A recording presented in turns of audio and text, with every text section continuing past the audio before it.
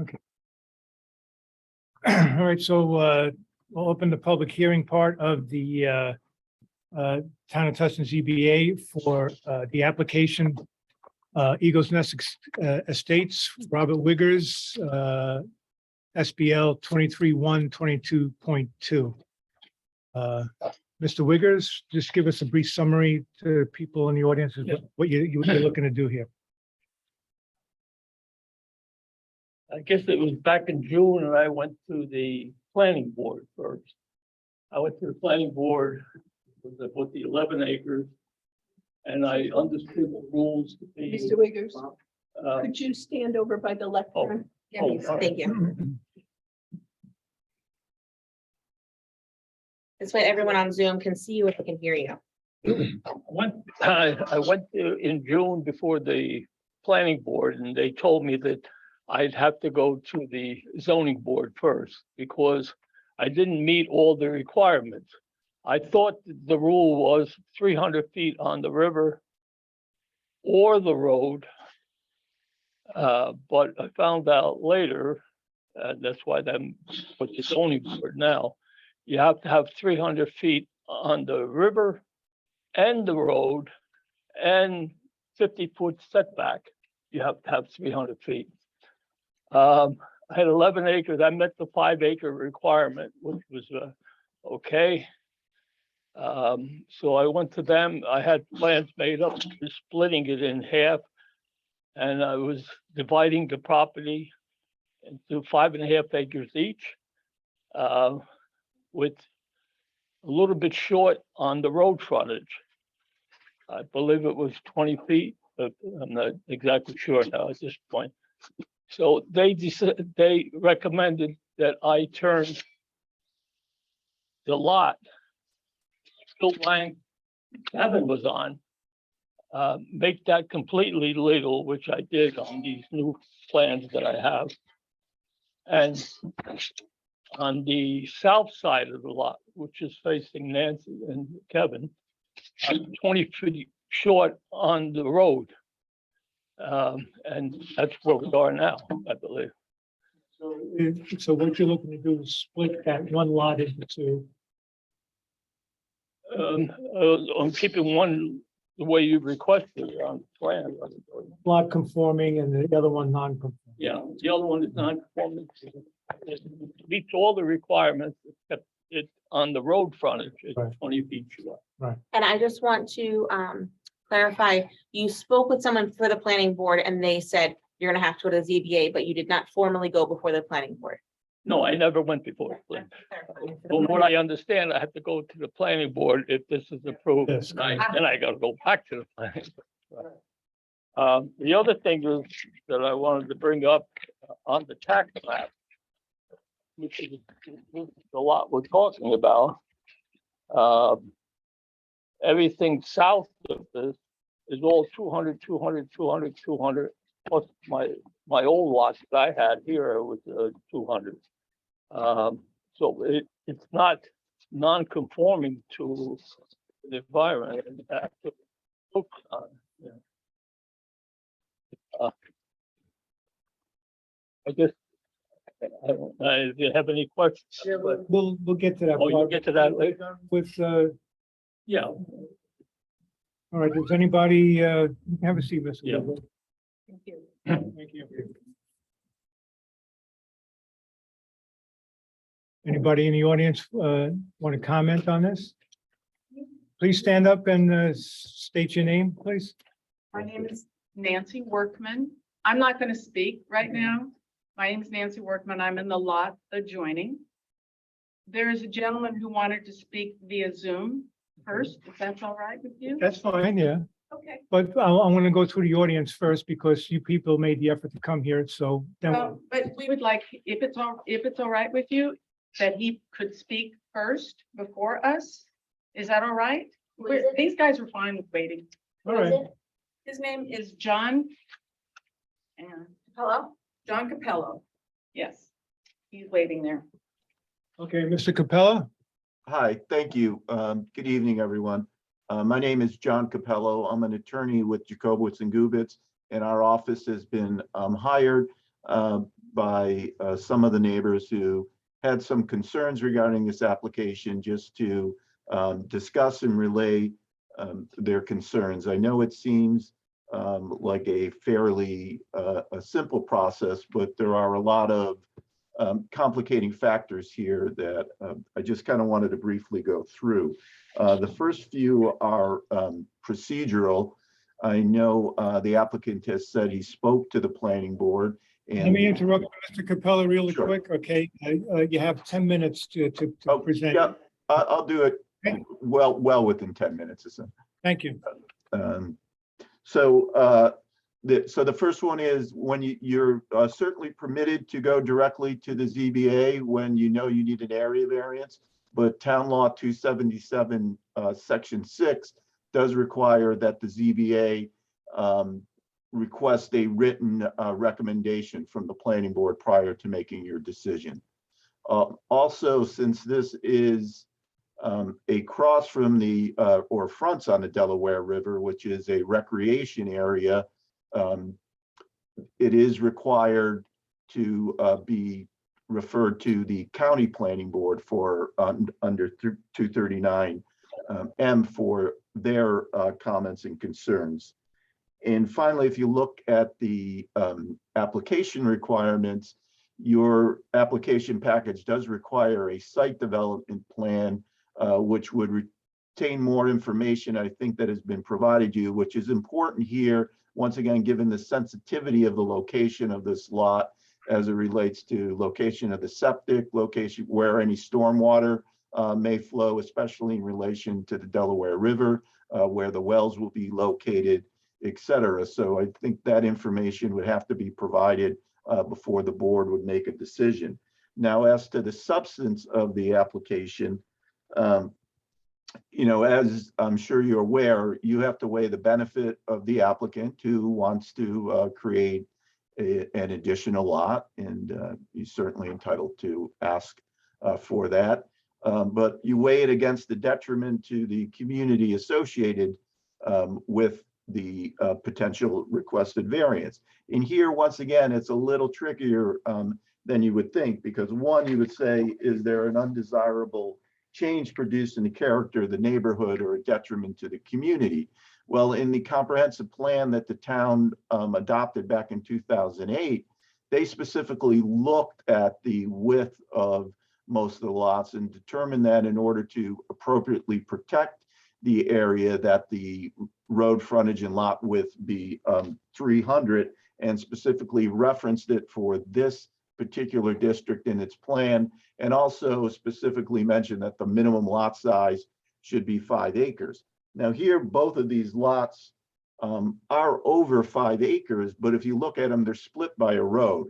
So a good portion of the lot area really isn't going to be connected by the usable portion of the property, especially as it relates to separations of wells and septic. So I think that warrants a little more review. Also, the the river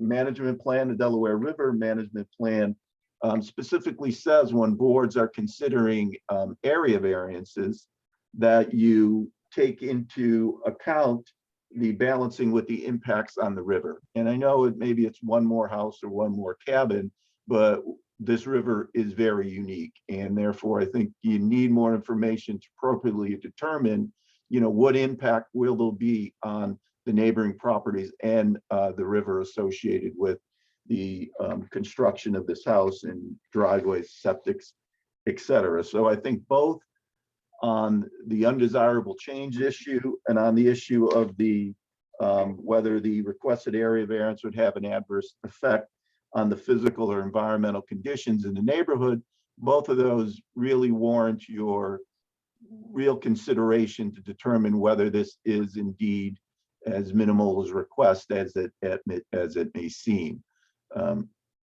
The difficulty is self-created because the applicant, you know, owns the property and has knowledge of the law. So I think taking these all into account and the uniqueness of this thing, I would just request that the board ask for a little more information and examine that more quickly. So now I'm going to more carefully, I'm sorry, not quickly. So now I'm going to turn it over to the folks who really have the knowledge of this land, who live there, who I'm sure can provide you much more detail. So thank you very much for your time and consideration.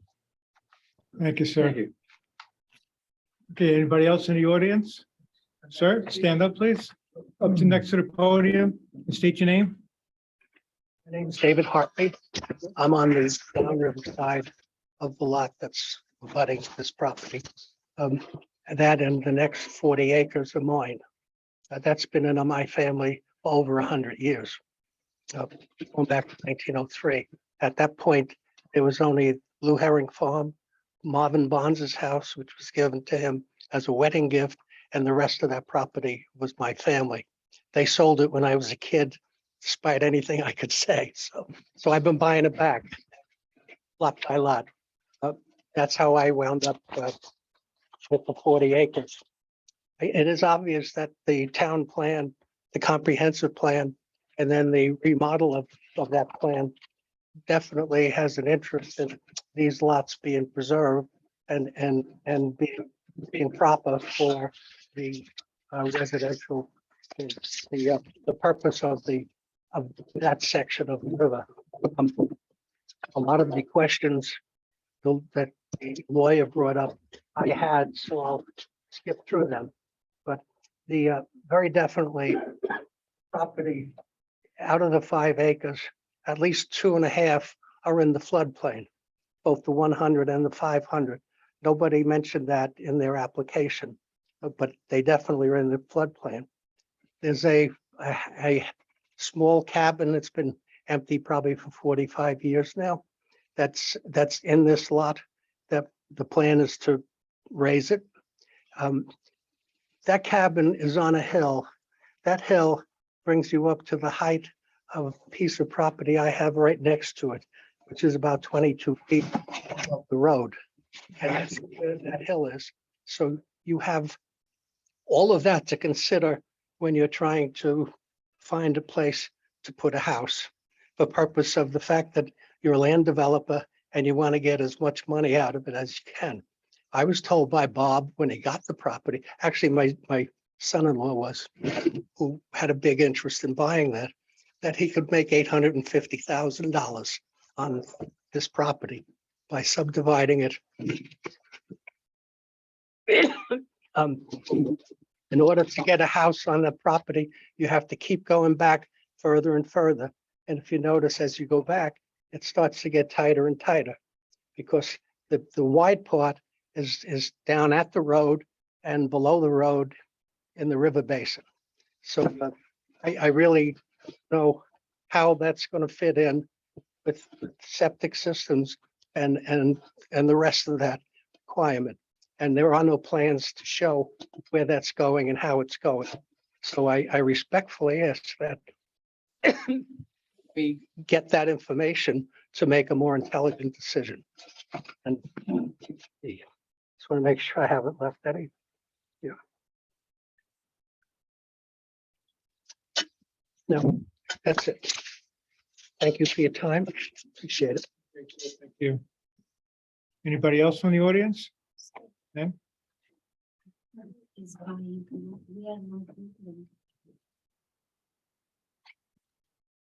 State your name again, please. Yes, my name is Nancy Workman. And I live in the lot adjoining Bob's lot. Bob Weger.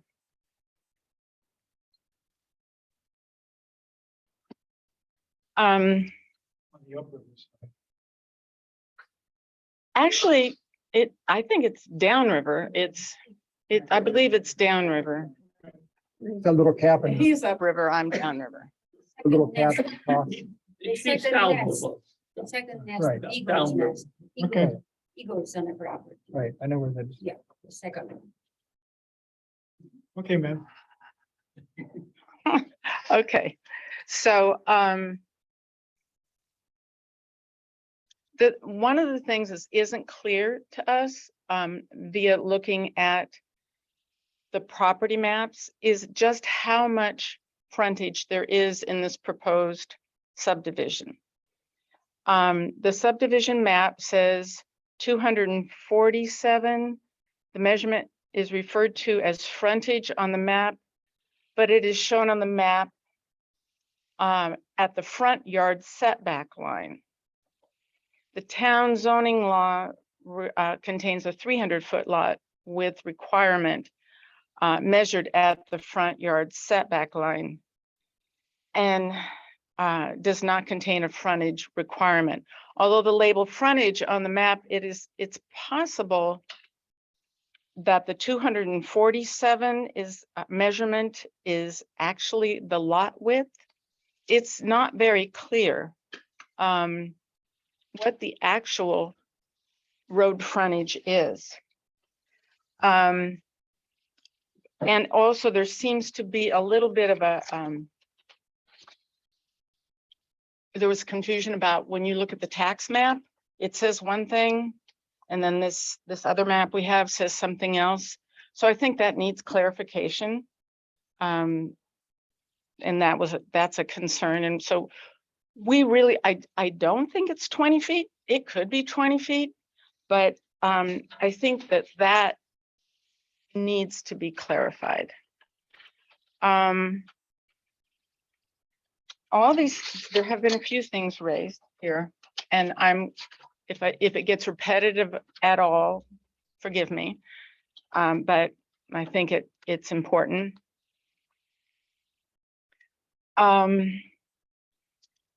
Assuming that the 247.47 lot width shown on the subdivision map is accurate, that's an 18% variance, which on its face may seem substantial. But a review of the tax map shows that most of the lots in general vicinity can be narrower than that, as he brought up. It may be true that those lots were established prior to the 300-foot lot requirement. However, the current 2007 Town Comprehensive Plan specifically calls out the 300-foot minimum lot width. The comprehensive plan refers to two special districts that were created to conserve the beauty and resources of the Upper Delaware and its valleys, and states minimum lot size is 5 acres, and the road frontage is required to be 300 feet at minimum. These requirements ensure stability in property values and help to combat any sprawl in the coming years. That's a quote from that.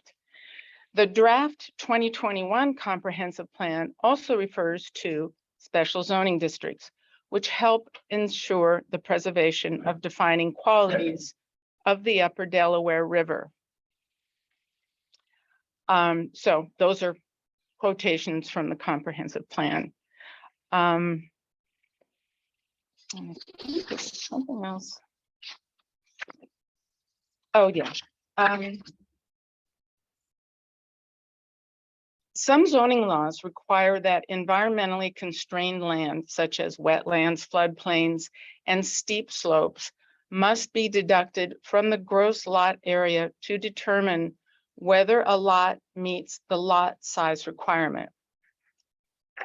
We're not sure if the Tustin zoning law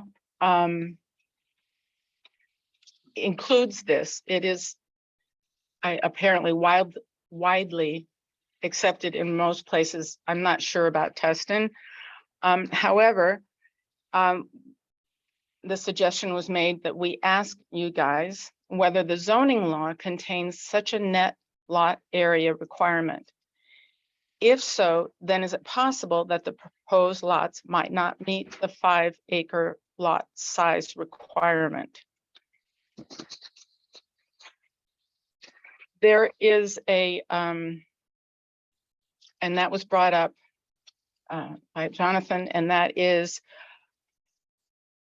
the EAF mapper was not completely, I could go into what, but I'm afraid I'm going to run out of time, as to filling out and leaving out a couple things about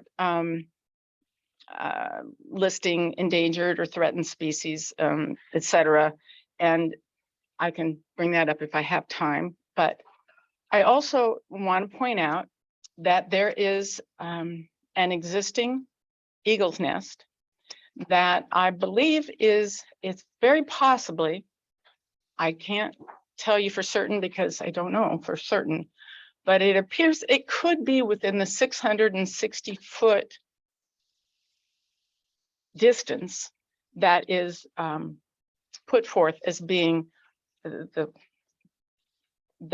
which is acceptable. So,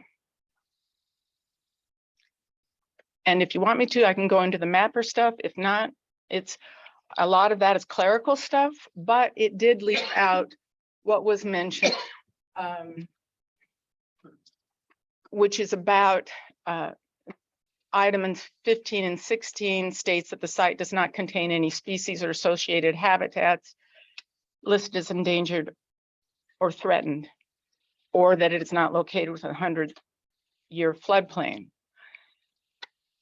The EAF mapper, that was what is, I believe, in what Bob submitted. The EAF mapper, page 11, states that the project site is within the 100-year floodplain and designated floodway.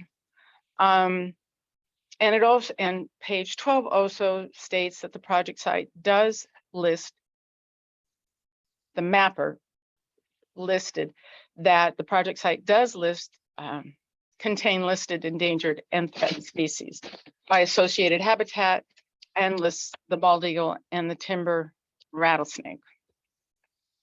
Okay, so page 11 also says the property is located over or immediately joining a liquid aquifer, a principal aquifer, and which is a question not contained in the applicant's short environmental assessment form. I think I'm done.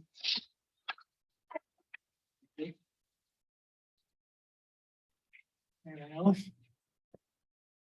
Ma'am, please step up to the podium. State your name, please. I'm Vicki Harris. And I have a property on the road that's being discussed. So I don't really have a whole lot of new information maybe to give you, but I just want to share my thoughts as I read what was presented to me. The bottom line to me is the variance is requested for a property that doesn't meet the code. And so I'm asking you to please take into consideration that the code as it exists is there for a reason. And it is very likely that the essential character of that particular road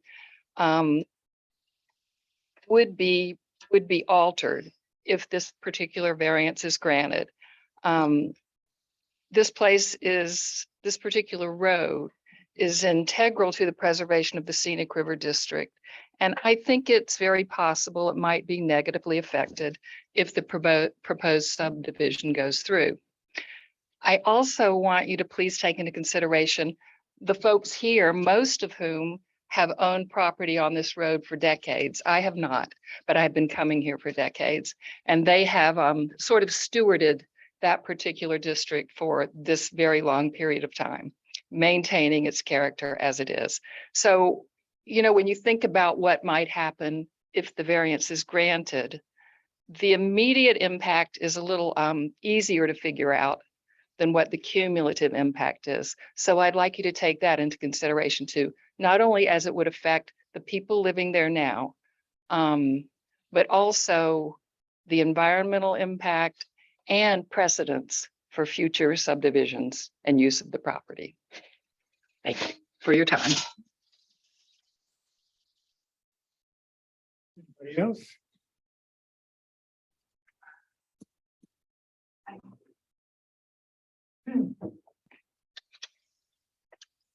Again, I'm Nancy. This is a letter that was sent to me via one of the people who could not be here either by Zoom or be here personally. They have a lot very close to what we're talking about, and I can just give it to you rather than taking your time and reading it to you. Well, since you only have one copy, why don't you go ahead and read it? Oh, well, it's okay. I have an email, but I'll read it. I don't care. Anyway, Tustin Planning Board. Oh, and this is from Charles and Joan Gramness. And their address, or what on Hankins Road is it? It's 2 lots down from me. Sorry, No, down there. downriver. Okay. Downriver, thank you. We are not in favor of granting this variance because we feel it goes against the intent of the town comprehensive plans of 2007 and 2021 to protect the size and value of neighboring properties, not to mention the inevitable destruction of the natural environment that the wildlife, including bald eagles, needs to continue to thrive. If this variance goes through, it will set a precedence for more properties to be divided and developed, leading to more people, cars, and noise. Our family has been enjoying the peace and serenity of our property on Hankins Road since the late 1960s. We have witnessed the return of the bald eagles to the Delaware River Valley and are thrilled to see each new generation learning to fish the river. We are concerned that the continued development along the river will discourage them from continuing to breed and raise their young here. We hope you will agree that maintaining the integrity of this wild area is worthwhile. Thank you, Charles and Joan Gramness. And I don't know if any of the people on Zoom have anything to say. I don't know. We'll get to them as soon as we're done here. Okay. Okay? Anybody else in the audience? Okay, anybody out in the Zoom? Hi, I would like to speak. Can Go you hear ahead. me? The name, Hi. please? My name is Julia Solo, and I'm a property owner on the road. I'm upriver from the site in question. And I've owned on the road since 2004. I don't have so much to say, but what I would like to say is, first of all, you know, to discuss that many of the properties on the road have 200 feet of frontage or riverfront is because most of us bought prior to the change in the comprehensive plan. So, you know, nobody was requesting any kind of variance or anything like that. And second of all, I think it's noteworthy that quite a few of the property owners, even people who've spoken today, own more than one lot, but have only one home.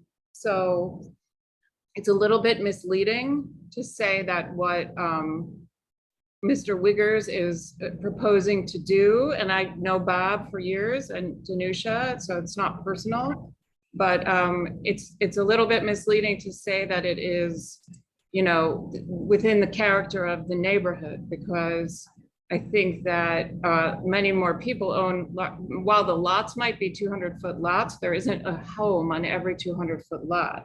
There mostly are not homes on them, so it still has a rural nature to it. And I think when development started picking up higher up on the road, upriver, you know, that was partially what started the drive to change the comprehensive plan, because it really was changing the character of the road from a preserved rural scenic area to more of a suburb, and that was not the goal. This particular part of the road is also extremely special. It has a large pine forest in it. If you've ever driven down the road toward the end where this is, it's really unique. It's exceptional, and I'm not really hearing a reason to give a variance. I mean, you know, this is purely a development decision. So this is a sophisticated developer who's done a lot of development throughout Narrowsburg, who purchased the property, full aware of the restrictions that had been in place for, you know, probably 14 years at the time of the purchase. So I just, I don't think, I don't know that there's a requirement for a good reason to be stated, but I'm not hearing any particular reason other than just, building more homes to sell, to make money. And I think cutting down this part of the forest and increasing density is a mistake. But we also get a lot of drivers coming to our area just to look at the river, who are driving too quickly, not paying attention. The increase in homes that are being rented out for Airbnb and otherwise also increases the traffic, and people who are just, it's dangerous. There's lots of families, lots of children, grandchildren, pets, and the road has changed a lot just from 2004 when I bought. So once again, it's always lovely to welcome a new family when there's a home built, but to provide a variance to build even more homes to increase traffic that much more, I'm not really seeing a good reason to do that. Not sure if I have anything more. I mean, I would also have to agree that I think we might be talking about, 50 feet, which is, not insubstantial. So, I'm opposed to this as a person who lives on the road to increasing development for no other reason than simply for the purpose of development and selling or renting homes. Thank you. Okay. Thank you. Anybody else in Zoom? Hello, can you hear me? Yes. Can you Your hear name, me? please? Yes, we My can name- hear you. Hold on a second. Let me get in a better position. Hi, my name is Charles Edelson, and I, along with my wife Susan, also own property on Hankins Crawford Road, 266 to be exact. We've owned property on the road since 1994, and in 2000, since 1994, and in 1996. We built a log home at 266, which we've had there for now 26 years. And I agree with Julia that the character of the road has changed significantly since we purchased our property. It was a more bucolic, rural type of area when we first moved in. That's what we fell in love with. And there has been a fair amount of development. And since then, the traffic on the road has increased. There is more pollution, and there has been more soil erosion also. What concerns me to a large extent about what Mr. Wiggers has planned, aside from the fact that it goes against the spirit of the plan that was put forth in 2014, is the erosion that has occurred on the side of the hill, which is down the hill from the original Eagle's Nest that he constructed on 94, on Route 97. That was not supposed to happen. And I think there was a certain degree of careless construction performed in that project, which affected the drainage in the area, caused increased flooding on the road and increased erosion of the hill down onto the road. And, I think that we have to look very, very carefully about what Mr. Wiggers' plans really are. And I am not in favor of this variance being granted. I also feel that if he is going to be doing construction on the road, that the planning board and the zoning board take a very close look at what his plans are, because his previous plans were defective. There was nothing that was in those plans that prevented the soil erosion that took place on the hill that leads down to Crawford Hankins Road. So all in all, I've seen a great deal of change take place on the road. And I agree with Julia that the increase in traffic that this would produce is part of a process which I think all of us who've been on a road for a long time don't find to be constructive. Excuse me? Yeah, and my wife was talking about speeding on the road, but there are a number of children on the road and pets, and it's become, I mean, before it wasn't dangerous at all. I mean, but now it is becoming more dangerous.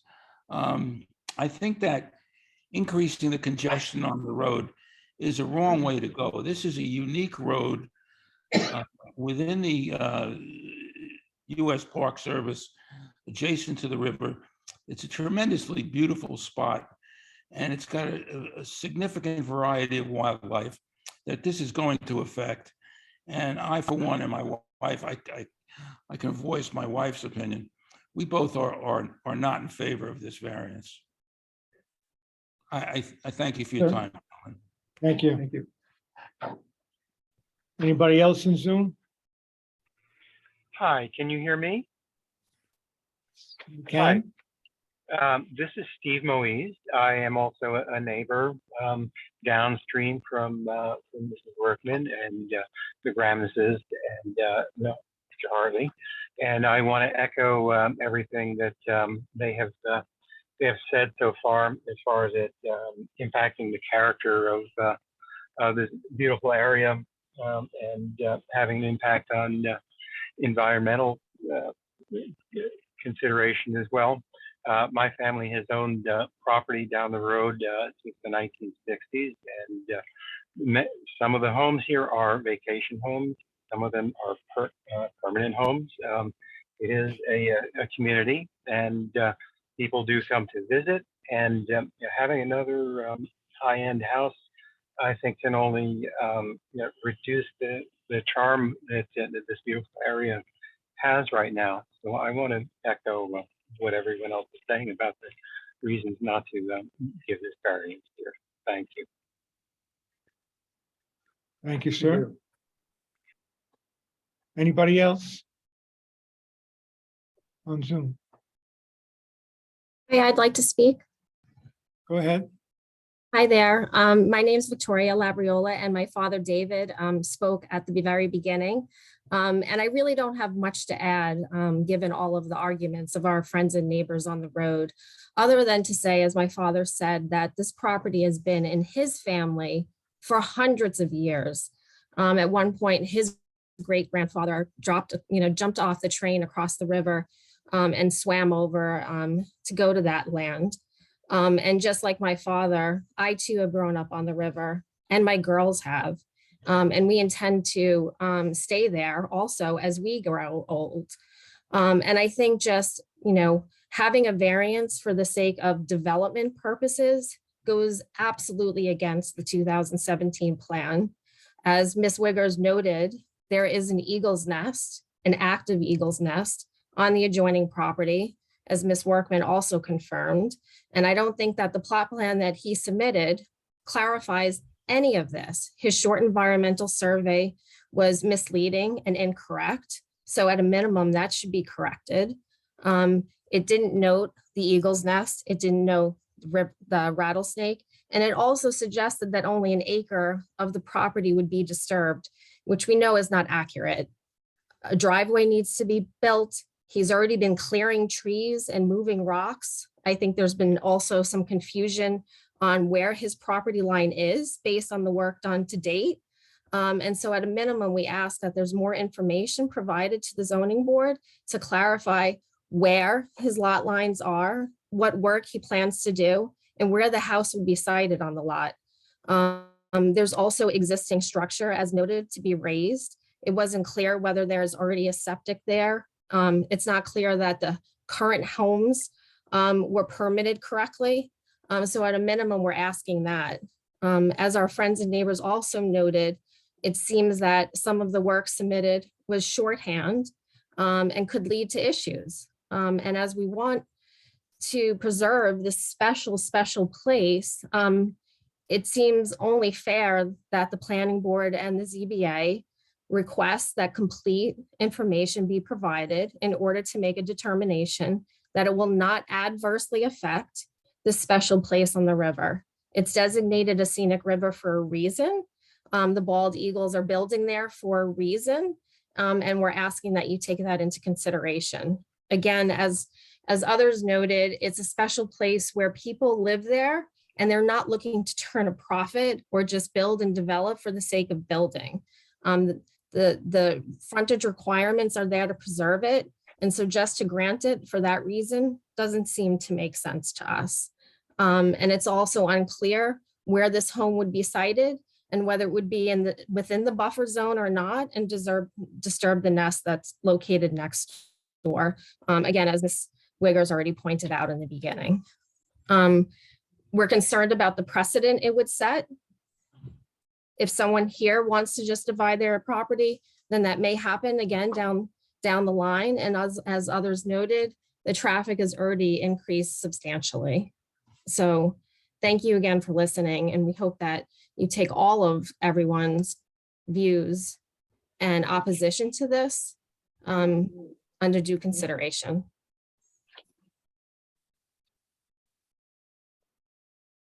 Thank you. Anybody else on Zoom? Can I just say one more thing? Yes, go ahead, sir. That was my daughter's speaking. And they had been looking at that property for 3 years. And Jason, What do you mean by they? I mean, What do you mean by they? daughter and son-in-law. And they live in Boston, in that area, North Reading. But she was raised here from the day she was born. And they were asking Bob for the information so they could talk to Bill Lang's heir to look to buy the property. And Bob just kept putting them off for 2 years. And eventually he said to Jason, "It's been sold." And Jason said, "Who bought it?" He said, "I did." So, but then he said to Jason that he would give him right of first refusal after he got it spiffied up to sell, right? And then the next day, he got a call, Jason, from Danusha, saying that she was so mad at Robert for saying that, and that's not going to happen. And her point to Jason, and these two folks have been my friend for 40 years, since they came to the property that they bought from Marty Rowan. But her point to Jason was, if it comes between money and friendship, money wins. Here, if it comes between money and friendship, money wins. That was the quote. So that's what you're dealing with in terms of all of this. This has nothing to do with doing anything right on that river. It has everything to do with the Pennsylvania land developer looking to make as much profit as they can. And it's not right on that river, on that road, with all the history it has of being so pure and so clean. So in fact, when they're talking of traffic, I have signs I put up that say, "Please slow down, beware of children and pets at play." And I have signs when my daughter comes, my granddaughter, who has cochlear implants, that I put up saying, "Deaf child in the area," because cars come through there a heck of a lot faster than they ever did. When I first came here as a little kid, we would pass the Bonds house, the big white house, and you would look and you'd see 2 tire marks. That's it. And that was the road. And we'd take maybe 2 hours to get into our cabin by running around getting rocks and building the road out so a car can get through with the weeds this high in the center of the road. But that's how I guess, how ancient it was in a way, but it was just gorgeous at the same time. So that's the memories we're talking about here, not anything else, not seeing a land developer make a whole bunch of money. So, thank you. Anybody else in the audience? This was very long, hour, right? Okay, so. Okay. Can I speak? Yep. Can I say something in rebuttal to this? No, we are not going to build. We are not No, building. wait a minute. Can I just say something, make a comment? Sure, yeah. All right, first of all, They say that I need a perk test, I can get a perk test enough. I don't need a perk test, I have my building is there. I'm not building another building. Not at all. I'm not building, I'm not before you for permission to build another building. I'm permission to build a building lot if somebody wants to buy it. But I My want to nephew. sell it to my nephew, Yes. and he wants to build on. I wasn't even going to do that. I was going to take the old cabin that was there and convert it to something modern that I have now up above. I took Bill Lang's cabin. which was Our basically friend. a cabin. I don't know if you ever took down the road and see what I did to that cabin. I put a lot of money into it. I have no intentions of selling it. Absolutely no intentions of selling it. To Jason or to anybody else, that's my cabin, my cabin. What I'm gonna do with it, I don't know, but I am not selling it. And we are not building. So why do I need, Nancy said or something about the footage on the road. She measured it or she looked at the tax map and stuff. I had a surveyor here gave you and he knows exactly, we're 20 feet short of it. The only thing that I am not, I'm requiring here is that 20 foot on Crawford Road, on the road itself, 20 foot. All the other requirements I meet, I'm 20 foot short on one side.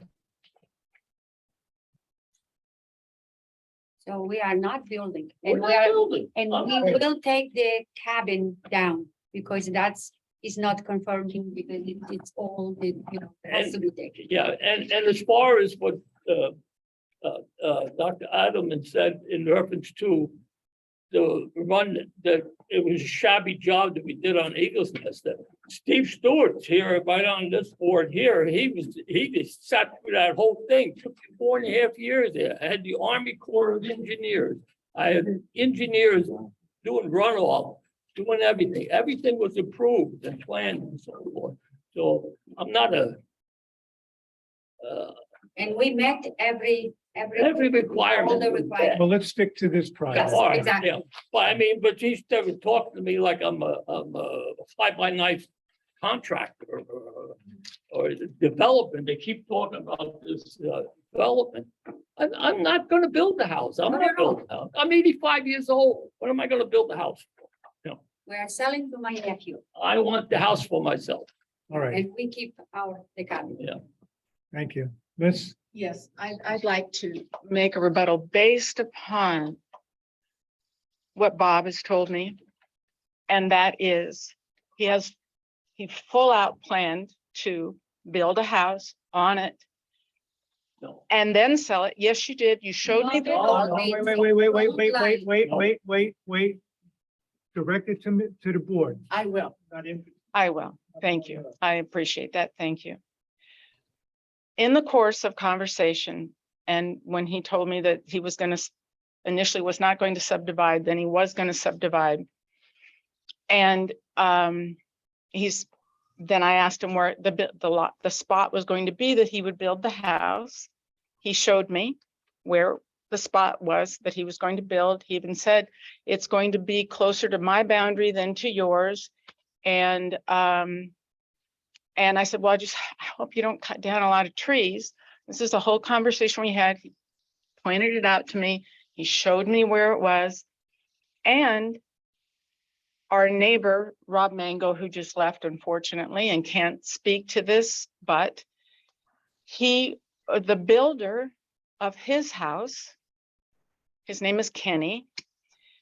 Kenny was asked by Bob to build the exact same house on this lot that he's asking for the subdivision on. That's correct. But you see, Yes. my nephew asked. No, go in between. Yes, sorry. And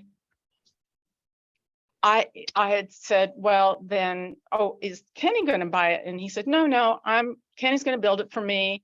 And I had initially asked him, what are you going to do with it? He said, well, we'll sell it. And I thought, okay, he's going to sell it. The last time I asked him, he did say there's a possibility after we build it, we will sell it to Danusha's nephew and or my nephew, their nephew, whatever. And he has a house, he owns a house in Narrowsburg, but he would have to sell it and then he could buy this house after we build it.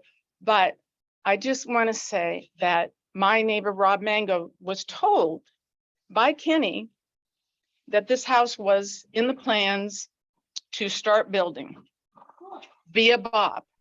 No. Well, I'm just Please. telling you. Can I ask Please. Please, hold on. Yeah, all right, when I just, Okay, so I didn't come here for confrontation. I came here for concern. And for concern for the road. And that all of these logistics that I brought up are being met, including, I'm not so sure about the road frontage. All somebody has to do is eventually just guarantee me this is what the road frontage and what the actual variance is that's being asked for. I didn't come here for confrontation, but when I hear something different than when I was told, that's why I just stepped up here at this moment. I don't want to be at war with my neighbors. It's quite the opposite. I don't want that at all, but we have a responsibility to ourselves and to the other people on the road and the neighbors to have things done properly and have it done right. And to be able to put forth our voice in this. I didn't come here to have a fight. I didn't. And so that concludes. I appreciate your time and thank you for listening. Thanks. Sir? I just, I know that's my client, but I think what has been said in the last few minutes is, most of it is irrelevant. The legal fact is, if you grant this variance and you create the lot, someone can build on it. They have a legal right to build on it once the lot is created and filed. That's the reality. So that's the Anything law, that's whether the applicant has plans, whether he told something to the neighbors, you review it, you required to review it as if someone's building, to make sure that the lot you're creating is buildable and that the variance, if you consider it, will not do a detriment to the neighborhood. In doing that, you have to consider that this lot will be built upon, because someone will have the legal right to do that if you grant this variance and the subdivision is granted. Thank you. Thank you. Ma'am? I just want, you want me to come up to ask? a Please. question? I have a feeling that what I'm gonna ask might be beyond the purview of this particular meeting, but I just want to throw this out. People buying lots and building houses, most of the ones on our road are permanent residents, or it's their weekend home or their country home. One of the things that I'm afraid of when I was talking about the future, the impact that might happen cumulatively, was that property is bought. I'm not sure whether if your nephew buys a piece of property or not, it's for him to use and steward as everyone has, or if it's to build something and use it as a commercial B&B. And like I said, I think that might be beyond the purview of this meeting, but that's a concern on that particular road because we are a community of people there, a lot of people at this meeting. So anyway, I'm just throwing that out there. And I guess my question is that beyond the purview of this meeting, or is that, okay, thank you for listening. Anybody else? Okay, I'll make a motion to close the public hearing. Second. All in favor? Aye. Aye. Aye. Motion carries. Sure. So my suggestion is that we do two things. Number one, we take Mr. Capello's suggestion and we refer this to the planning board to get their recommendation in accordance with what the state statute requires. And while we're waiting for that, because the planning board's not gonna meet for another couple of weeks, and we can get that answer from them by your next meeting, I would hope. I think it would be helpful if the applicant, putting aside what the personal give and take was between everything, but there were a number of substantive issues that were raised, with regard to the flood zone issues, where exactly the Eagle's Nest may be located in proximity to this property, a number of other things to discuss. I think let's give the applicant the opportunity to address those in a substantive way. Whether they want to engage a professional to help them do that or not, that's up to them. But let's get some feedback from them, so you've got a full and complete record, so you can understand exactly what is and what isn't. One of the points that were made is he's entirely correct. Every lot has got to be treated as though it's buildable. So whatever the current intention, everybody that's in this room today is going to be gone one day, but those lots are still going to be there and they're going to be developed. And that includes all the existing lots that were mentioned about. Some of them are not developed, they're in common ownership with the ones that are homes on, but unless they're all encumbered by restrictive covenants, that could change too in the future. So, we got to take the whole thing into consideration, but I think you got to get that full picture. And I think we've got the opportunity to do that because we're not really in a position to take any action. Also, we haven't gotten a response on the 239 yet. Right. So there you go.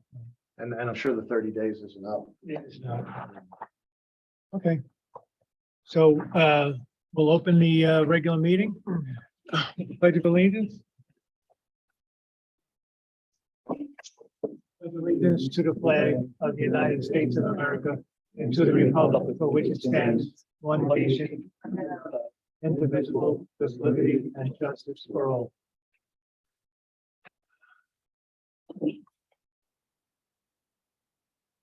Will the board members have a chance to review the minutes? Yes. Yes. Does anybody need to make any changes to that? Not I. Not I. Okay, so Make a motion, we accept the minutes from the last meeting. I'll second.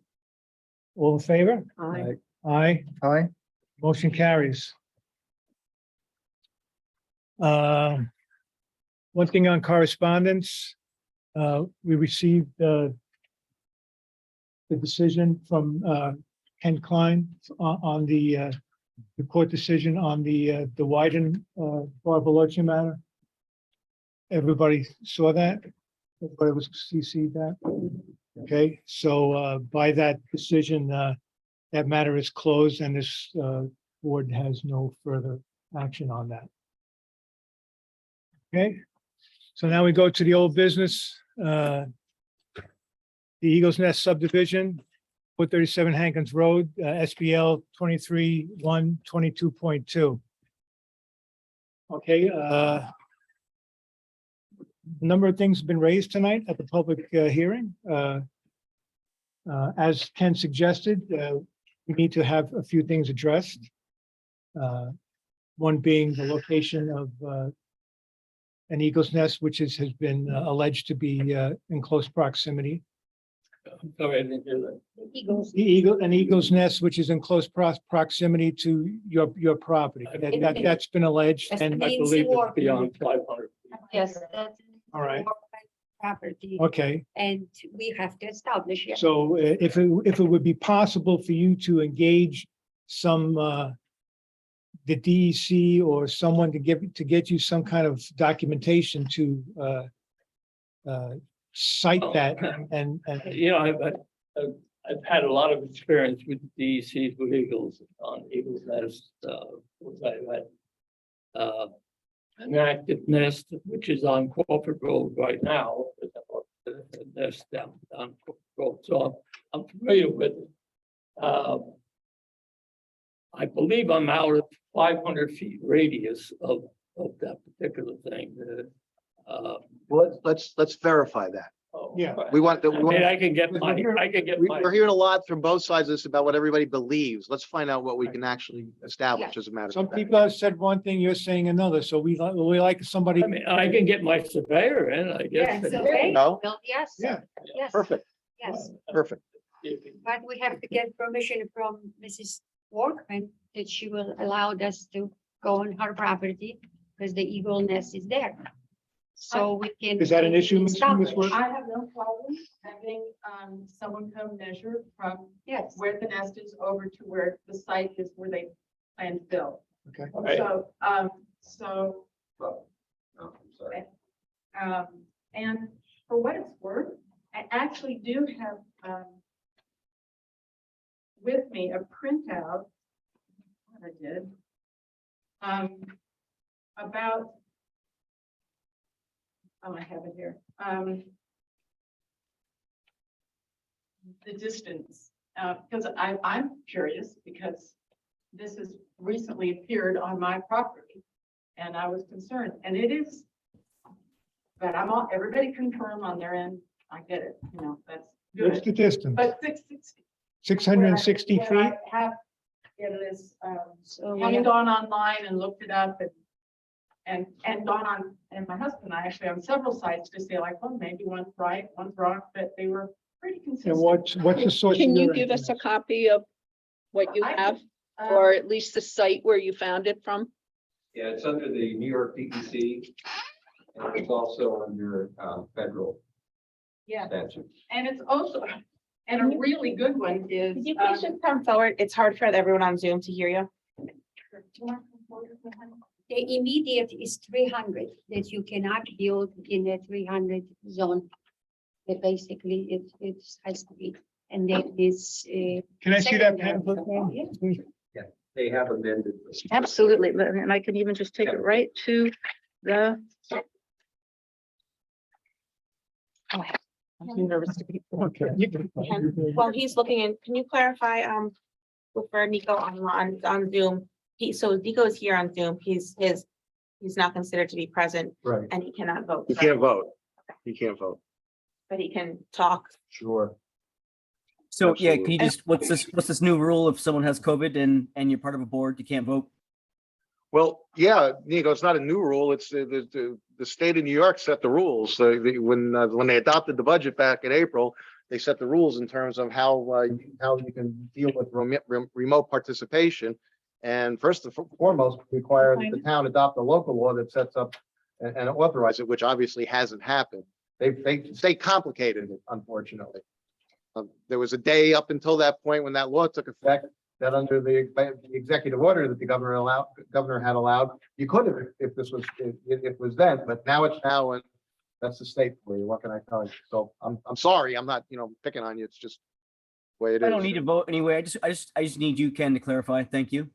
I don't think there's gonna be a vote on anything. Yeah, no, I know. That's fine. Anyway. Nice to see you. Well, what I get from this, Ms. Workman, is that this is neither from a government website or the DEC website. This is a website called Citisaurus. Yeah, So this this could be very general, and. It's okay. I don't, if the DEC website has this, if you'd like to read from this. Or I could- We'll examine that down the road, but. And I think in what Nisha was, I'm not putting words in her mouth, but if I were to guess, the bringing up 300 feet, what it says here is that,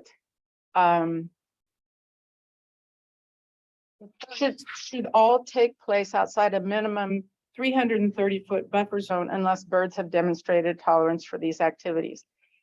In some cases, that New York State DEC may recommend a 660-foot buffer or larger. And then they could talk about additionally can't be closer than 1,000 feet going overhead with planes, but that's not something we're concerned about. But observations at a bald eagle nest should be made quietly at a distance outside a minimum of 330-foot buffer. That's the only thing I have read about 300 feet, but I know this might not be as good as the DEC to use, so obviously you guys can do that yourself. So again, if you can, So what you get some, would want to know. some concrete the fact, House, where the whole side of the house to the eagle's nest. Is that correct? To where the site, the building site Straight might be. line, Yeah. straight line from the Yep. house site. To the next. To the nest, yes, To we the will nest. provide, Yeah. yes, Right. That's the no Eagle problem Flight. at all. Yes, no problem at all. And the do house, know the that- house site should also include the well and the septic. Pardon? The house site should also include the well location and the septic location as well, Yeah. not just the physical house. Well, again, I'm not building the house. My net, our net. I don't know where they got this, I was building a house, I'm not building. I'm just responding to your, I may I'm just advise responding- him in his building and so forth, but Nest is here. I think to a certain extent, you're bound to get back to the planning board, but the planning board told me originally that you have to come here first. So, Yeah, that wasn't improper. pardon? That was not improper. I mean, because you need a variance in order to do it, because otherwise I beyond. understand that, but now, And at the Right, so time. right now, your job is cut out for is, let's find out where the Eagle's Nest is located in relation to your property, that property, Yes, all right? And Yes. then we'll go, surveyor will say. that's fine. Show how far is from the Eagle's Nest Right, to the house. right. And house has to has the septic in well, Well, close to the I don't the know. house, so. we- got back to that, Yes. Steve. I mean, he's saying he's not building right now. I mean, I'm not, so that's an issue down the road. I mean. well, Let's get a sense of whether, what the distance is Yes. from the Eagle's Nest to what a prospective building area could be on the lot. that's no problem, I can do that. No problem. Right. You know, I mean, it's like locating a perk test. Just because somebody does a perk test now doesn't mean that when they go to build on a lot, somebody else owns a lot 5 years from now, that they're gonna put the septic system in that spot. But we want to make sure that it is viable.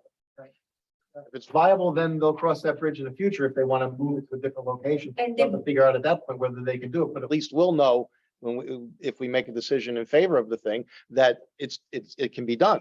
And the building inspector will say, no, you can't put septic system here or there. They have to comply. Correct. It's- All so right, it's, you know, but now Nancy, does if you realize that if exposed the Eagle's Nest and it's 500 foot all the way around, that would go all the way to my property that I used to own on the end of Crawford Road, the 75 acres that I used to own Yes. there. It would probably go there all the way around in that area. So everybody that, and there are some vacant lots in that area. Or a Could bowling be a problem for them too. the bowling alleys in Could be a there. problem for them. Myself. She acknowledged that one of the reasons why she looked at it was because she's afraid of what she may or may not be able to do on her own property. Yeah. Our issue is the property that's in Yeah, front of I us. understand. yes. Right. And another thing like is the Indian study, like we know Dr. Charles was talking about. We have basically, we file that basically if he will sell or whatever he likes to do, he has to do Indian study. Because this area was the entire area where Dr. Charles Edelson is. It's basically, that's where they supposed to do the Indian study and he must do it. I'm sure he Well, knows. that's, And that's. you know, all this taking- stuff. No, Let, no, let, but it let, is, let's, because let's- he's talking like he's doing. but nothing, let's deal with what the issues are in front of the zoning board. Like Because talking about. Right, so you're saying the issue right now is the the house. issue is you've got a lot that you want to cut in To two. the distance Precisely. And issues have been raised, Yes. heard here tonight, Yes, and that are Need to crazy come back to about your you. ability to do that. Answer those questions. for yes, the zoning board. absolutely, we will. That's what we're asking for. And we Don't- will come We back, don't want to get to into, it, right? we don't want to get a tug of war because they think you're doing something, or you said Yes. something to them in the past, or they said something, to you. It's like, as their own attorney said, it's irrelevant.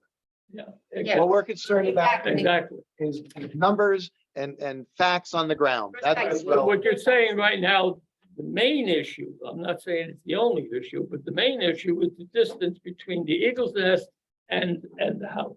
Yes. And I think the second thing is how much road frontage there actually is, because. well, that's something laid out we on, that's laid out on their survey map. That's on the survey.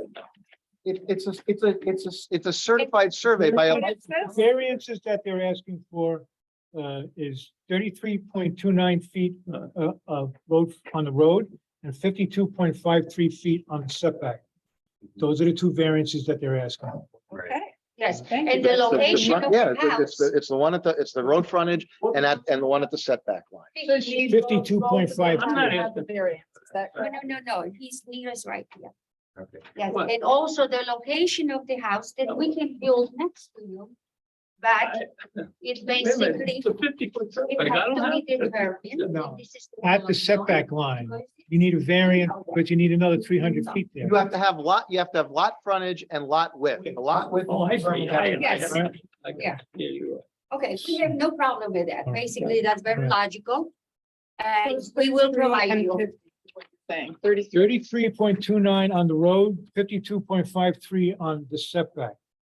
So because it has to be 300 feet on the road and 300 feet, 50 feet into the road, Yes, and into the property. Yeah. So he doesn't have neither one. So one is 33 feet, the other one's 52. and we have more on the I didn't river. know, for sure. Okay. The other thing that you raised No, it's fine. on the environmental assessment form, he had, last meeting, he has submitted a revised one, which all those answers. We didn't know. Okay, Yes, and we have enough front, riverfront, basically. We have over 300, right? For that's adequate. Yes, okay. All right, the 5 acre store. The only question for clarification on the Eagles Nest thing is at what point? Is it the point of where the construction begins? So in other words, where the driveways dug through the trees?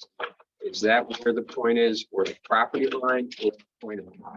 That's a good question, and maybe somebody can, We'll see if we can't figure that out. Yeah, But- we can get but an answer to We'll that. try to figure it out, but I think before we can figure that out, we need to know where it is. Yeah. Because what if it turns out that the nest is 700 feet away from the property? then it's not a It's question. not- We're done, We're right? not even to talk. So, you know. And if it's 300 feet, then there's no Well, the question. reason, because I walked diagonally through and to the line about on the riverside of the road, it was, I'm just guessing, but estimating about 400 feet. So I'm not sure how much more distance. That's why I'm asking, what point does that clarification, needs clarification? Let's find out what it Yeah. is, And the and DEC would be the one. And if I we would can't think, figure it out. I would think. And this, again, tell me if this may not be the right forum to ask this. So, sorry if I'm wrong, but what I brought up about zoning having net lot area. I don't think there's anything in the Tustin zoning law that, Anything I in don't, there? you're right that there are zoning laws that have that, but I don't believe, and I'll double check it, but I did hear you say that. I don't recall the Tustin zoning law having that provision, but we'll double check it. Okay. And you do understand, this is only for a variance. so- Yeah, we understand All that. right, they still have to go before the planning board. I They get another whack at it there. thank you. Okay, I appreciate. But we are willing to cooperate all right, and deliver whatever you need. all right. Okay, and That's the only thing you need One- from me, yeah. the distance to the. You need some confirmation as to where we are not that nest is in going to- relation to your property. Wait a minute. The distance of where that nest is in relation to your property. yes, To the house location. house location. Well, not the house, because that lot's going to be conforming and the house is already there. No, the house is not The there. new lot, I'm talking about the new house, the new lot. You like, yes, where I'm going. There's no house the there yet. Proposed to be built on the new by lot. my nephew, Whoever, we don't care. Right. yes. Yeah, no, Yes. but I'm talking about the proposed lot.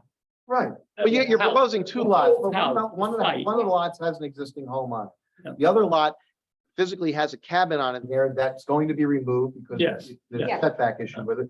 But that's the lot that we're concerned about, where there would be development and what the distance of that developed.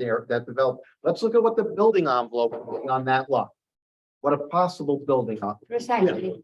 You got to meet the setback requirements. It's not that hard to do. You're No, I know that. lay out Do it. an envelope on your proposed lot and then get the distance between that envelope and that eagle's nest. And I Yes. think that's gonna go a long way to us being able to answer the question. No problem whether at we all. do or don't have an issue. No problem. Whatever you ask, we will comply, basically. Okay. And That's what I think. Just That's wanted the way I to would put do it on the Yeah. map here.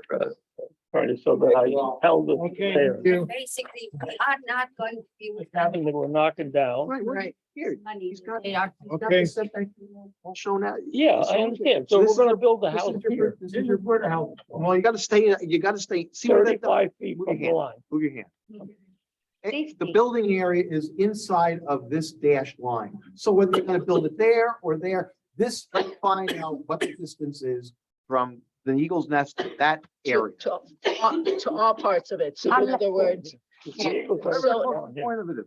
yep. Unless we build on, he build on a river, if it's not in a floodplain. Well, you gotta look at the flood That is zone, the which is the other thing that floodplain. that they raised that we better answer. No, we're not, he does not, not gonna build it. Good, well, he can, your surveyor can certainly take the flood map and interpolate onto here where the flood zone is. Well, that's- So why don't you have him do that and we can find out whether that is buildable on the other side of it. Why? Because it probably No. cost $3,000 for him to determine we're on the flood zone.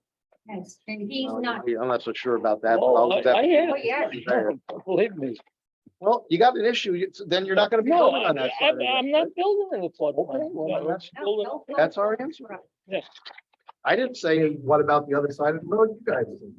No, but, you know, that's what they mentioned, the flood zone, Also, but we are not.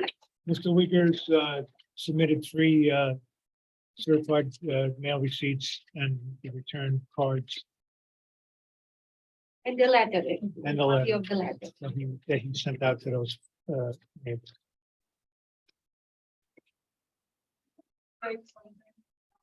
The concern is not just in that it's presenting a new site for development on a road that is just about crowded. Oh, we're fully aware of that. Okay, I just wanted to make sure that was clear. I think everybody was pretty clear about that. Okay.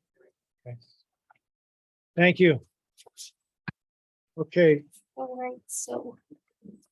does the board have anything else on this?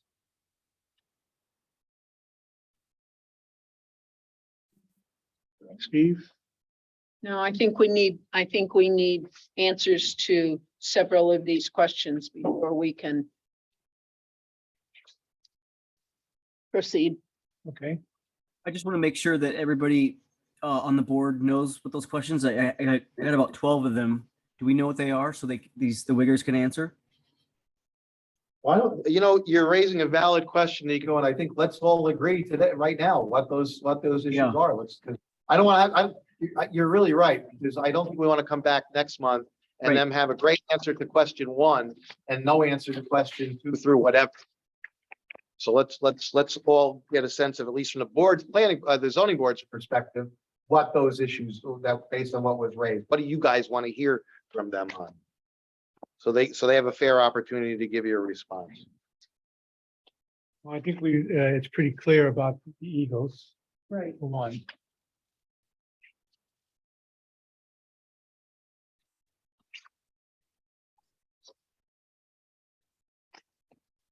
Floodplain? Matter. Uh, You're looking up about the net value of the lot. Yeah, I'm not finding anything that says that. And I was pretty sure that we didn't have any, and I'm just double checking to make sure. but- Neil, where are we at with the 239? We haven't gotten a response yet from them, so their 30 days is up on the 11th. Okay. All right, so Did we have any response from the UDC or? yeah, the UDC signed off on it.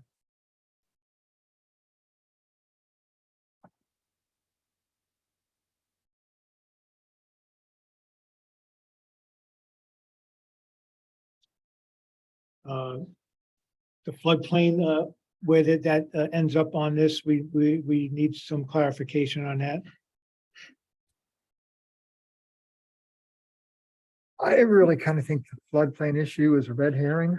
I mean, if the property across the road is definitely, parts of it are in the floodplain and part of it might actually be in the floodway.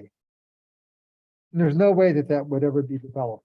that's going to be that way forever unless the river dries up and disappears. It kind of is right now. Yes. Working on it. So. And if so, so that land, that's the part of the land that they say that it's partially in the floodplain. If the property is subdivided, and if the planning board approves of the subdivision and the property is sold and someone builds a house, they're going to have to prove that their building location is not in the floodplain, or if it is in the floodplain, that the first floor is going to be 2 feet above the base flood elevation. Right, right. So there's building code on that. That's another, that's the building department realm. And one of the other issues that was raised was the erosion of water quality with a new septic system. And again, the septic system and the well location, that's regulated with our building code. State Department of Health has some very strict regulations on where and how septic systems can be put in. And so I'm not really too concerned about that. Because that's hypothetical. Right, that's not what we're, Right. we're here about. Right. We're here about We're here to decide if we should issue an area variance, variance. an area Right. variance, yes. So, So Yep. with the thing we're waiting to hear back from the county, the 239, the 239, is that what the lawyer was talking about No, from the county planning board? no, he wasn't talking about the county planning board. He was talking about the town planning board. There is a section in the town law under the land use, under the zoning and planning provisions, where it does say that, that the zoning board is supposed to get feedback from the planning board when it has a, application for a variance that's related to a subdivision application. Okay, because all of So- this is considered subdivision because of this. Well, Right. no, I don't know what you Okay, mean. well, this was, The only lot that's being subdivided is no, their lot. but this whole area. That whole area, that's all relevant to the question of change of character of neighborhood. right. Right. Okay, That's what that's relevant to. okay, And it's very relevant, obviously. yeah, I think he was referencing 277, section 6, yes, right? yeah. That's the planning board referral, Yep. right, Nico? Yep. That's what he was referring to. You're Yep. correct. But that's just the town, from the town as opposed to the county? Yes. Okay, Correct. and then we asked for a site development plan that they're gonna provide us, correct? How, Well, no, I mean, what I think we need to know, which is already really in large part shown on the map, is they're showing the building envelope. Right. What the that's- setbacks will yeah, tolerate, right. because we're not gonna go through the point of designing whatever is gonna be built on there, because we don't know what's gonna be built on there, if Right. anything's gonna be built on there. What we wanna make sure is that there's an area on that property that meets where you can, the standards of our zoning law where you can build, and that if you build in that area, that's not gonna create some negative impact vis-a-vis the Eagles, for example. Gotcha. Vis-a-vis the flood zone, for example. I think those are the two relevant issues with regard to, I agree. right? Yes, I agree. Right, well, not taking my word, for it, but I did look at the flood zone aspect. It's the other side of the road, right? It's on the other side of the road and encompasses most of that property. I think there's maybe I can't quote exactly how many feet are left that's outside the floodplain. But the floodplain encompasses most of that property. from the road to the river. Correct. It's not buildable. Right. So you can still have your surveyor map out where that floodplain ends up on that side there. Let me just say this, I'm not going to build the house. And I built houses all along the river there. I have built out there. I lived all the way on the end of Crawford Road. And I had 75 acres back there that I built a beautiful house on that I owned for years. I bought it 55 years ago. I love the area. But if you wanted to build in the flood zone, first you got your building permit, you come in plot plan. The building inspector comes out and he says, you're in the floodplain. So you can't build, or you do like Steve said, you come up with some restrictions or stilts or whatever. But that's not my problem. That's the person that buys the lot and is going to build the house. If he wants to build in the floodplain, then that's his issue. That isn't my issue. My house where I'm proposing to build the house is out of the floodplain. And that's how we're looking at it. That's how we're looking at it. Yeah, all right. So I mean, so why would I hire a surveyor? Because I know it costs $3,000 for him to document the fact that the floodplain is down there. I know it's down there. Well, there's no No, question. There's no what's- question. What's the, on the lot that we'd be creating? Huh? On the lot that we would be creating, Yes, the one where the cabin is presently located. yes. What's the slope of that area? It's not as, with the cabin, the existing cabin that is there. I would say it's probably 10 degrees. Steve, you know the area. You don't think it's 15 or more? No, No, 15 not, you can't do. definitely not. 15. Further back you go, I think it could be. I mean, I mean, Not it, no, but in it's not. the building envelope is where I'm. Building In on the bluff, I very think it's- front, Right. it's. Yeah. Relatively flat, right? Bob, But when you later ask on- your surveyor to come and measure the distance from the Eagle's Nest to that proposed building site, which we don't even know if it's going to be a building site, why don't you just ask him to take a few elevation measurements? If I could, He's- but I'm sorry, Elevation, Elevation measurements. elevation. Let's just, yeah, where the house would All go. right. Let's verify that the slope Okay. is below 15% there. right. Because that is relevant. I'm looking at everything in our zoning law and our subdivision regulations. The only thing where it talks about the potential to require an increased lot area is in the subdivision regulations, and it's where there's a slope of 15%, or I'm sorry, more than 15%. Right. So once you go over 15, then the planning board would have the ability to require more, lot area. The cabin it goes up a little bit, later flattens and. So just get that verified. Yes, Yeah, that should be easy. But the elevation of Yeah, I have the written it. house side. Elevation and also the slope, Slope. slope of the land also. Or the slope, The slope of the land within the building envelope. I'd say it's and 10 few feet. elevation measurements. That would be good. Yeah, that way you Yeah. can see, you put a couple of topo lines in there, and you'll be able to see, it'll document what the slope. How topography, Was there any discussion about the timber rattlesnake and the surveyor showing up any habitat for that den or basking area? No. Well, the rattlesnake was mentioned, but it didn't say anything about looking for a den. So how do we want to address that? Is that a DEC thing? Well, you got to remember, those overlays from the DEC are pretty broad, so that doesn't mean it's site specific, Nico. Go. I understand. Doesn't the planning board thing? If it's a Ultimately, building? Yeah. That's a- ultimately. There was rattlesnakes on the property there. But the thing is, we are doing this. The den is in Pennsylvania. So that's where that's what it's relevant. Across the road. The den is Den not is in in Pennsylvania, Pennsylvania. the DEC. I did rattlesnake studies all up and down that river there. And we asked you this question before. I mean, Yeah. to your knowledge, there's no dens. No, there's no dens. I know, there's no dens on Eagles Nest either. Yeah. And But none, otherwise- and Nico, none of the public brought up anything about rattlesnakes. They were concerned about eagles.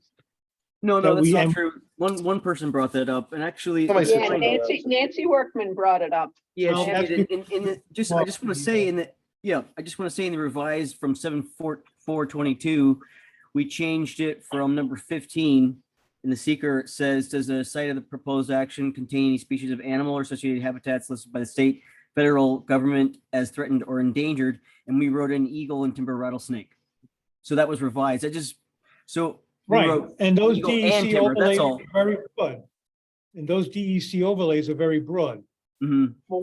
Let me ask you this question, because just so you can get some independent verification, your surveyor has surveyed this property. He's been on the property. Sure, he's been here. Yeah, and he's probably gonna go back to look at this topography issue. Why can't he give us a report as to whether there's any evidence of a timber rattler nest there? He may not have the expertise to determine that. You know what it is. Yeah, I don't know, boy, if I'm surveying around here, I'd want to have that expertise before I'd be tromping around out there. Dragging a tape. Well, I know, I know for I don't know a surveyor who doesn't know a lot about rattlesnakes around here. They, you know, it's a life and death issue for them. But it's an authority to speak about endangered species, like he doesn't have the authority. No, but I think, That's what it is. I think, let's see, because I think he might recognize a snake den if he saw one. I don't think he will even consider, because this is basically you have. I'm trying to help you come up with a way to answer the question. If you want to fight with me on it, do what you want. It's your record. I don't care if we win or lose here. I really don't. I don't have a horse in the race, you know? Hey, I want to say that I can definitely answer that. A regular land surveyor is not qualified to identify where there's habitat, but the specialized unit in the DEC hires people who are biologists, who that's their specific profession is to find where their habitat is. So I mean, if you really want to get into it, it'd have to be specific to rattlesnake den habitat, gestation, basking, not just kind of, there's a den within proximity. A regular land surveyor cannot do that. But are we even worried about there being a den near? I don't know that we are.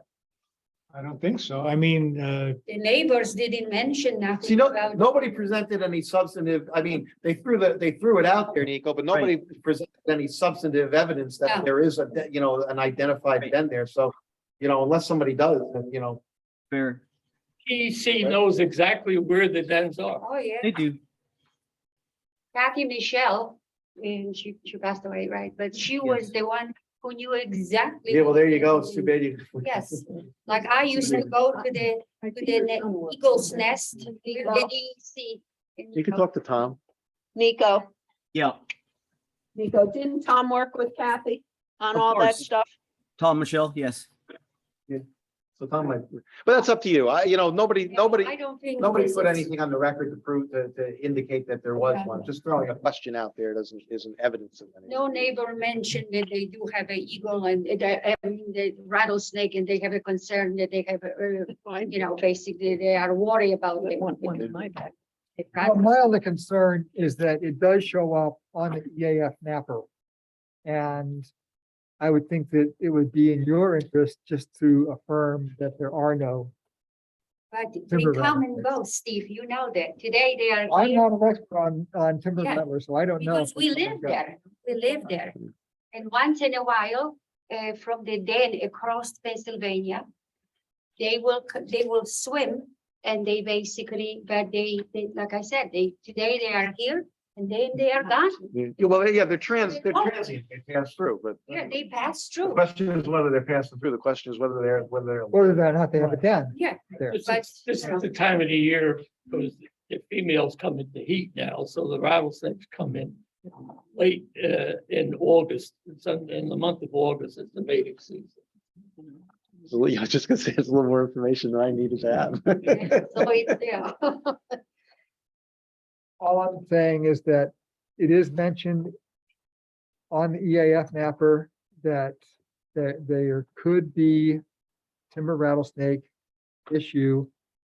And I would think that it would be in your best interest to just have it verified, whether there is or is not.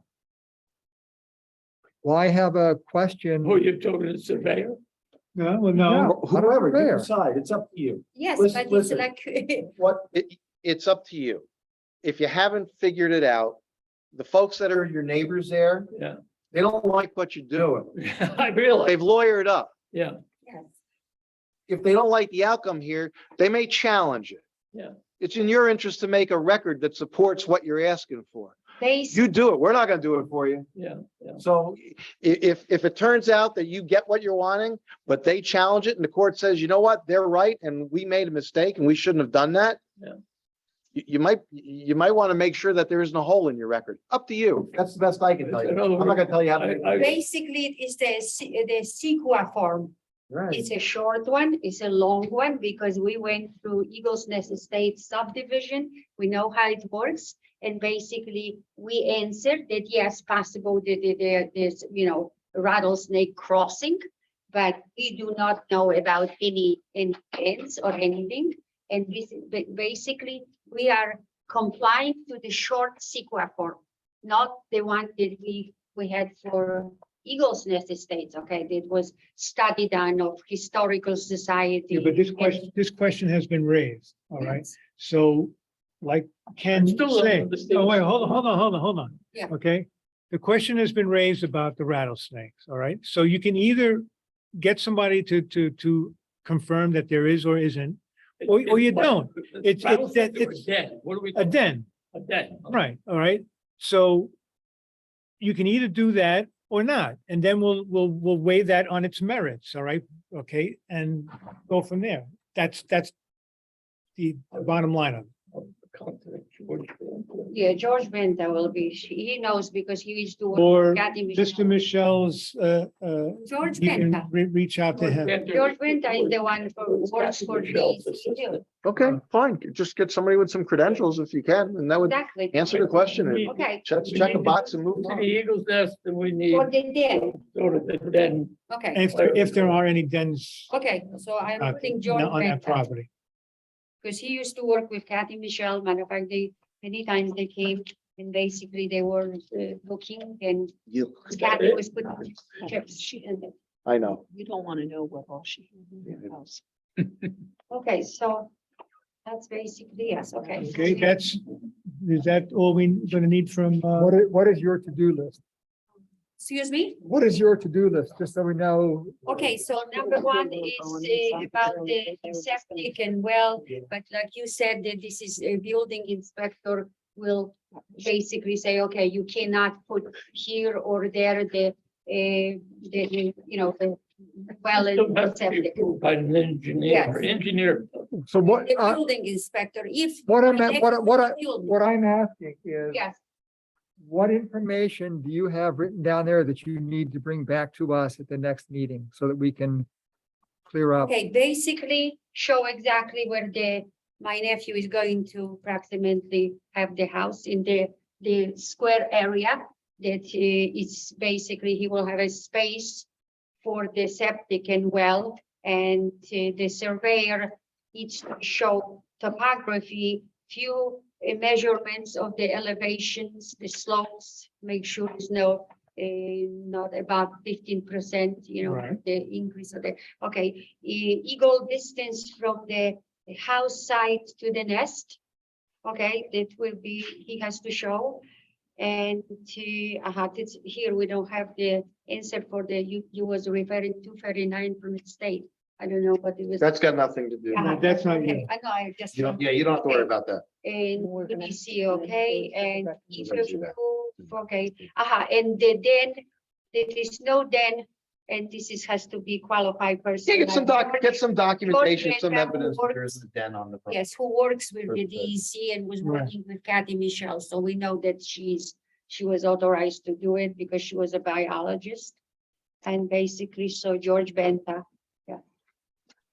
Or, So what- or her son. or her son. Get yes, whoever you want. We're not telling you who to get. Yes, Right. yeah, okay, all right, so that's. Just somebody who has knowledge and is. Yes.